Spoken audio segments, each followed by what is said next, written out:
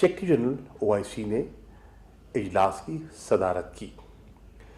ये इजलास पाकिस्तान ने दरख्वास्त करके इसलिए बुलवाया क्योंकि पाकिस्तान समझता है कि मकबूजा कश्मीर की सूरत हाल बड़ी तेज़ी से न सिर्फ तब्दील हो रही है, बिगड़ती चली जा रही है।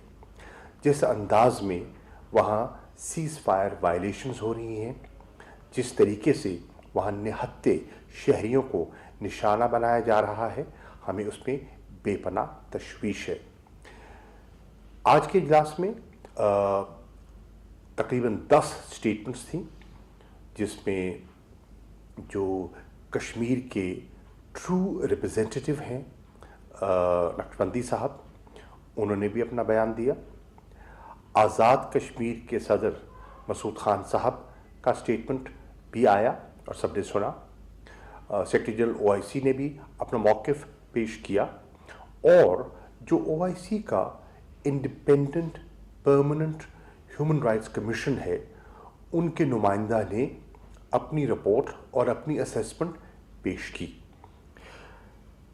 मुझे मौका मिला और मैंने मेंबरान को ब्रीफ किया जो पाकिस्तान का नुक्ता नज़र है, और मैंने इनकी खिदमत में बताया कि किस तरह जो आखिरी इजलास था जो 25 सितंबर को न्यूयॉर्क में हुआ था, उसके बाद सूरत हाल में किस तरह यकसर तब्दीली आई है और सूरत हाल किस तरह मज़ीद बिगड़ी है।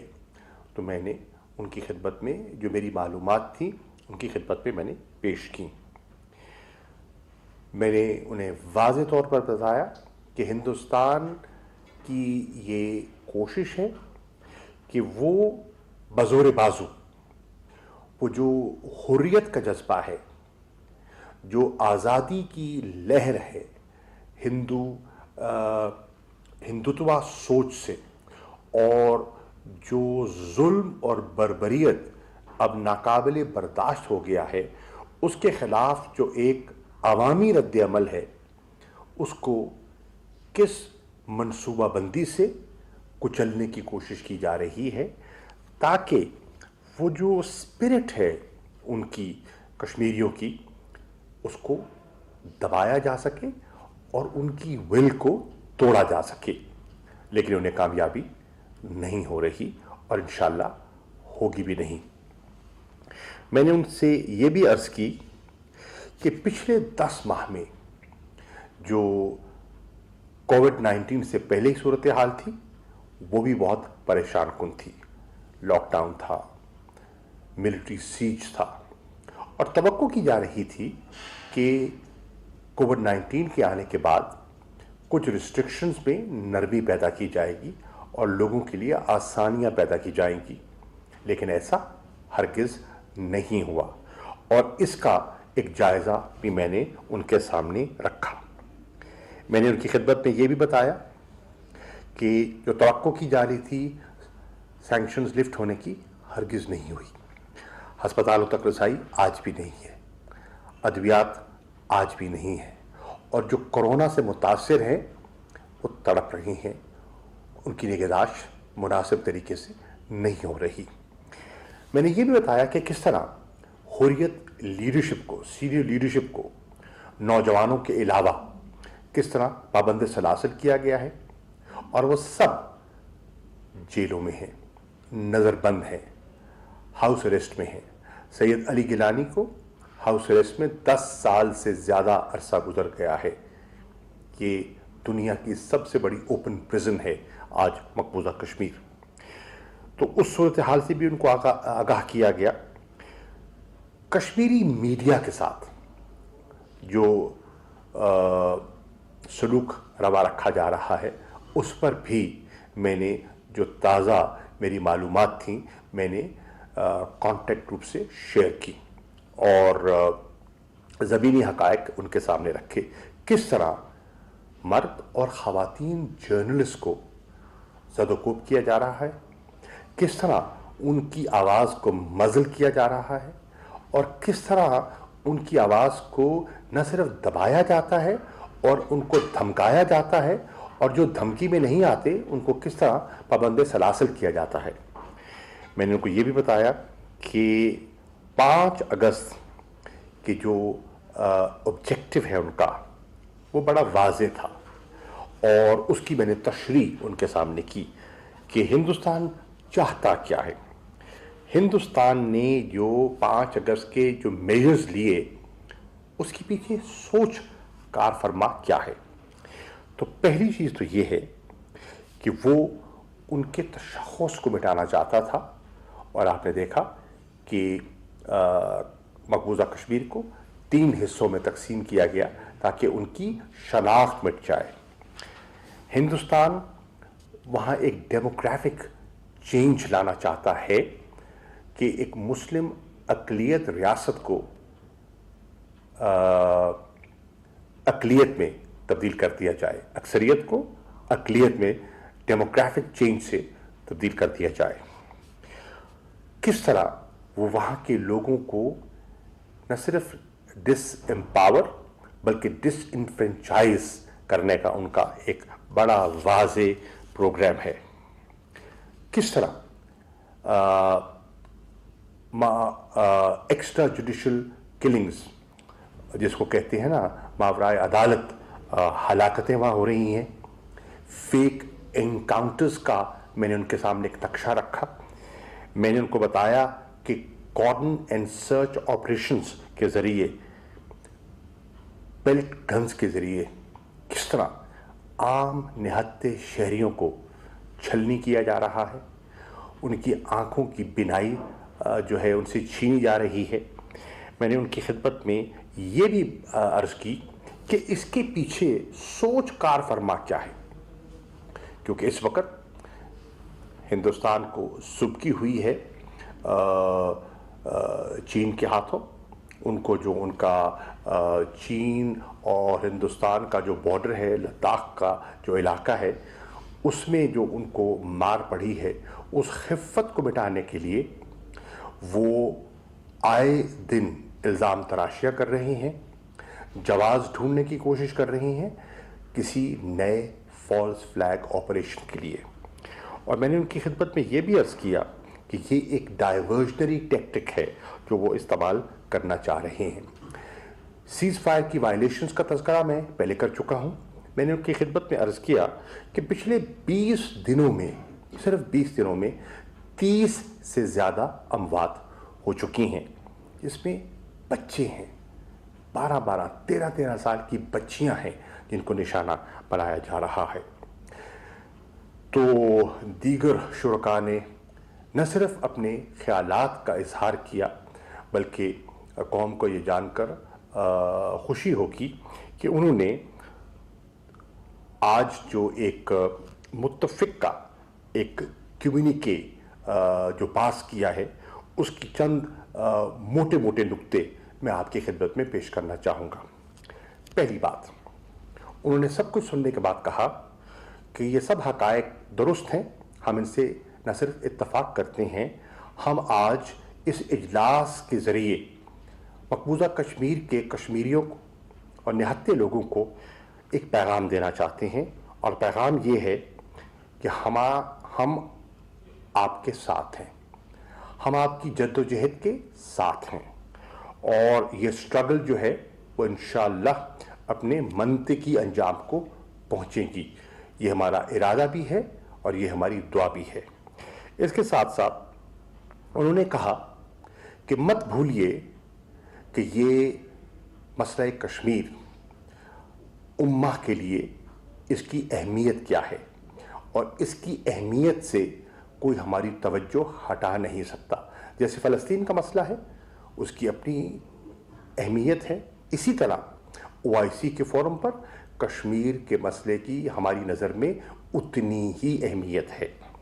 انہوں نے یہ بھی فرمایا کہ ہم مسترد کرتے ہیں، یہ ساری گفتگو سننے کے بعد انہوں نے کہا ہم مسترد کرتے ہیں وہ Jammu and Kashmir reorganization order 2020 کو انہوں نے مسترد کیا۔ جو ڈومیسائل رولز ہیں 2020 جس کے ذریعے ڈیموگرافک چینج کرنے کی ان کی کوشش ہے، انہوں نے کہا ہمارا یہ گروپ OIC कॉन्ट्रैक्ट ग्रुप उनको मुस्तरद करता है, और ये OIC के बिहाफ पे आज हिंदुस्तान की इन पॉलिसीज़ को मुत्तफ़िक़ा तौर पर मुस्तरद किया गया। उन्होंने ये भी कहा कि ये जो डेमोग्राफिक चेंज करने का इनका मंसूबा है, हम इसकी मुखालफत करते हैं, इसे मुस्तरद करते हैं। उन्होंने ये भी कहा कि हमें बेपनाह तशवीश है जो सीज़ फायर वायलेशंस का उन्हें तज़किरा किया। उन्होंने मुतालबा किया कि फिल फौर जो इंसानी हकूक़ की खिलाफ वर्जियाँ हो रही हैं वो फिल फौर बंद की जाए।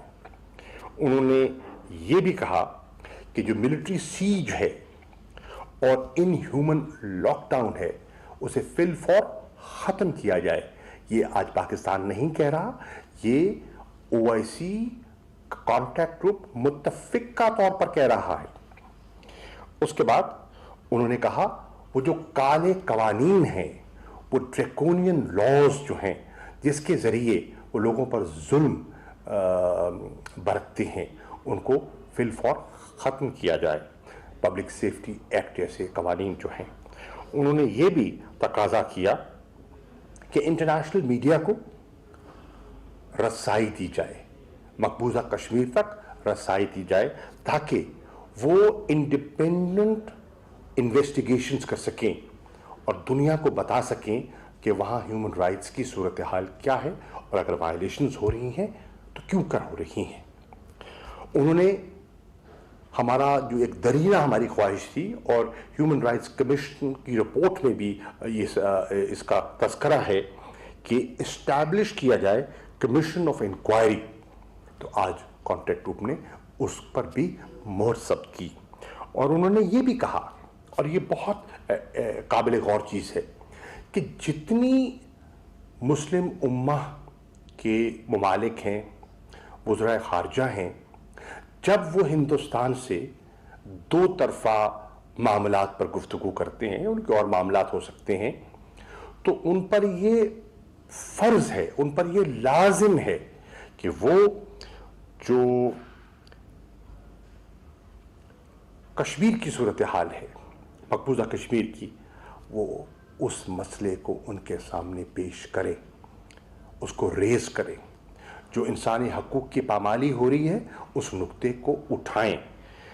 तो ये आज बड़ी इम्पोर्टेंट डेवलपमेंट्स थी जिनके बारे में मैं कौम को एतमाद में लेना चाहता था। मैं शुक्रगुज़ार हूँ तमाम वज़राए ख़ारजा का और OIC contract group on Kashmir का, जिन्होंने न सिर्फ हमारी दरख्वास्त पर, पाकिस्तान की दरख्वास्त पर एक हंगामी इजलास तलब किया, बल्कि एक मुत्तफ़िक़ा कम्युनिके से हिंदुस्तान को ये वाज़ेह पैगाम दिया कि उनकी कोशिशों के बावजूद मुस्लिम उम्मा कश्मीर के बारे में एक राय रखती है। अच्छा शाह साहब, आप समझते हैं कि भारत के जो 5 अगस्त 2019 के इक़दामात, जो तरफ़ा इक़दामात हैं, उनके बाद जो OIC ममालिक हैं, कश्मीर के हवाले से उनके किरदार में भी तेज़ी आई है? आप समझते हैं कि पहले की निस्बत उनमें भी ज़्यादा तेज़ी देखी जा रही है? देखिए, भारत ने उन्हें ये बावर कराने की कोशिश की थी कि ये इक़दामात आर्ज़ी हैं और हालात मामूल को लौट रहे हैं, लेकिन मैंने उनके सामने जब हक़ाइक़ रखे और उनका शीशा दिखाया तो उन्हें अंदाज़ा हुआ कि भारत के इरादे जो हैं वो आर्ज़ी नहीं हैं। वो कश्मीर के लोगों को किसी सूरत उनके हकूक़ और हक़ के ख़ुद इरादियत की जो उनकी ख्वाहिश है उसको परवान नहीं चढ़ने देंगे। और जैसे जैसे उनको ये चीज़ बावर हो रही है कि हालात मामूल की तरफ नहीं लौट रहे और इंसानी हकूक़ बतदरीज पामाल हो रहे हैं, वैसे वैसे मैं समझता हूँ उम्मा में भी और इंटरनेशनल ह्यूमन राइट्स ऑर्गेनाइजेशंस में भी और इंटरनेशनल मीडिया में भी भारत का जो बयानिया है वो मांग पड़ रहा है।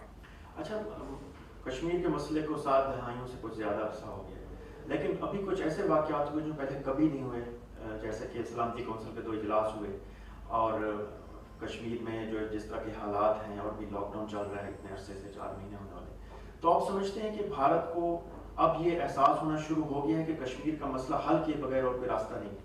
دیکھیے، دنیا کو، بھارت کو ہوا ہو نہ ہوا ہو، دنیا کو یہ احساس ہوتا چلا جا رہا ہے کہ بھارت اس خطے کے امن و استحکام کے لیے خطرہ بن چکا ہے۔ دنیا کو یہ محسوس ہو رہا ہے کہ مسئلہ صرف پاکستان کا نہیں ہے۔ پہلے پاکستان سے پنجہ آزمائی تھی، آج چین سراپا احتجاج ہے۔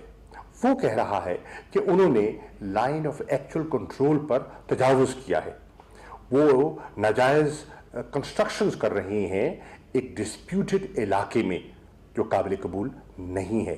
اور پھر آپ نے دیکھا کہ جو کچھ ہوا، میں اس کی تفصیلات پہ نہیں جانا چاہتا، قوم کے سامنے آ چکا ہے۔ آج ہندوستان اور بھارت کی اپوزیشن اور میڈیا سوال کر رہا ہے، وہ جو جن کے بچے وہاں ہلاک ہوئے جوانوں کے، ان کی فیملیز آج ہندوستان کی سرکار سے سوال کر رہی ہیں کہ ہم سے حقائق چھپائے نہ جائیں اور ہمیں اصلیت بتائی جائے کہ ہمارا علاقہ ان کے قبضے میں ہے نہیں ہے، کیا ہوا، پردہ پوشی نہ کی جائے۔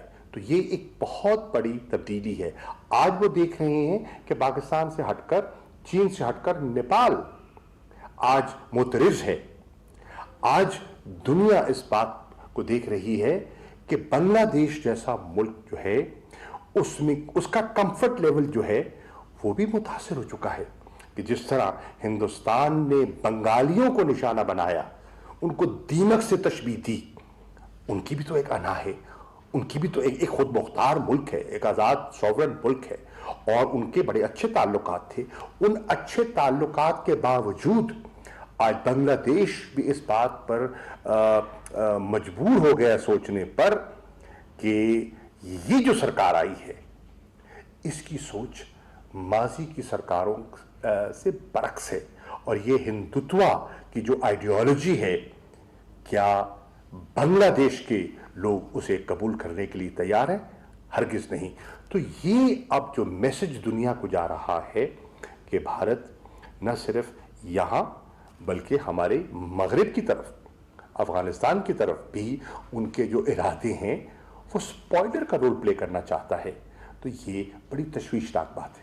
اچھا، بھارت ایل او سی پر مسلسل سرحدی جو خلاف ورزیاں وہ کر رہا تھا، ابھی اس سال میں 1400 سے زائد مرتبہ ہو چکی ہیں، اب چین کے ساتھ بھی پنجہ آزمائی کر رہا ہے، تو یہ لگتا ہے کہ بھارت کا جو ارادہ ہے وہ یہی ہے کہ دوسرے آلریڈی کشمیر کو لیا ہوا ہے، دوسرے ممالک کی ٹیریٹری کو اپنا حصہ بنانا، اسی وجہ سے بھارت کے جو ہمسائے ممالک ہیں ان سے تعلقات خراب ہو رہے ہیں۔ دیکھیے، عرض یہ ہے، بھارت کی اس حکومت کی اور اس جماعت کی سوچ کو سمجھنے کی ضرورت ہے، ان کی ذہنیت کو سمجھنے کی ضرورت ہے۔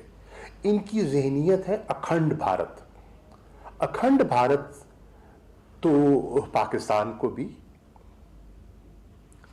افغانستان کو بھی، بنگلہ دیش کو بھی، بلکہ پورے سب کانٹیننٹ کو اپنی لپیٹ میں لیتا ہے۔ تو یہ ہے وہ سوچ کی تبدیلی۔ یہ جو بھارت آپ کو دکھائی دے رہا ہے، یہ وہ نہرو والا، وہ گاندھی والا، وہ سیکولر بھارت نہیں ہے، یہ ایک جنونی طبقہ